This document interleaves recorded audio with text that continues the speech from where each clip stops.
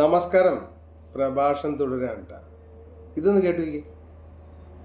മനസ്സിൽ എത്ര ദേഷ്യം ഉണ്ടെങ്കിലും ചിരിച്ച മുഖത്തോടു കൂടി വേണം ഇപ്പോഴത്തെ തൊഴിലാളിയോട് സംസാരിക്കാൻ. മനസ്സിലായി? എല്ലാവരും ശ്രദ്ധിച്ച കാര്യമാണ്.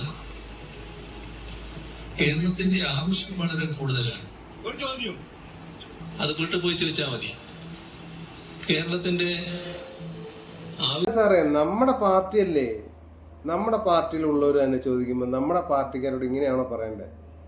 പിന്നെ ചില ആളുകൾ പറയണ കേട്ടു ഇപ്പം അതല്ല, ആ ഒരു അവസരത്തിലല്ല അത് ചോദിക്കുന്നത്. പിന്നെ ഏത് അവസരത്തിലാണ് സാറേ? സാറിന് ഈ ഒരു ക്വസ്റ്റ്യൻ ചോദിക്കാൻ വേണ്ടി അങ്ങനെ അനേകം ക്വസ്റ്റ്യൻസ് ചോദിക്കാൻ വേണ്ടി സാറിൻ്റെ വീട്ടിൽ വന്ന് സാറ് സമ്മതിക്കുമോ?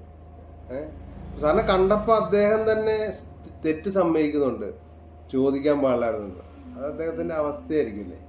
അതുപോലെ തന്നെ വേറെ മുഖ്യമന്ത്രി, രാഷ്ട്രീയം അല്ലാട്ടോ, അത് രാഷ്ട്രീയം പറയണമല്ല, അത് നിങ്ങൾ ആരും ചിന്തിക്കരുത്. കാരണം മനുഷ്യനാണ്, രണ്ടുപേരും മനുഷ്യനാണ്. അപ്പോൾ വേറെ മുഖ്യമന്ത്രി പറഞ്ഞതും കൂടെ ഇതിനകത്ത് നിങ്ങൾക്ക് കേട്ടാൽ ആരായിരിക്കും ഒരു മനുഷ്യത്വമുള്ള, രാഷ്ട്രീയപരമല്ല, മനുഷ്യത്വമുള്ള ആരായിരിക്കും എന്ന് നമുക്ക് ചിന്തിക്കാം അല്ലേ? വിട്ട് കളാന്ന് ഇങ്ങനൊന്നും ചൂടാവില്ലെന്നേ. നമുക്ക് ഇലക്ഷൻ വരില്ല, നമുക്ക് ജയിക്കണ്ടേ?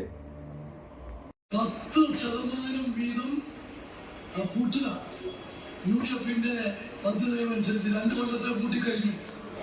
അത് കൂട്ടുവോ?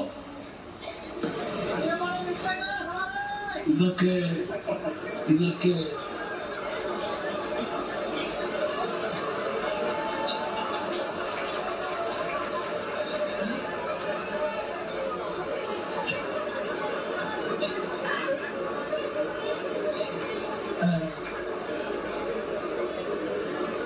അങ്ങനെയുള്ള വശവും ഉണ്ടെന്ന് അറിഞ്ഞുകൊണ്ടാണ് ഒറ്റയടിക്ക് കൂട്ടാത്തത്.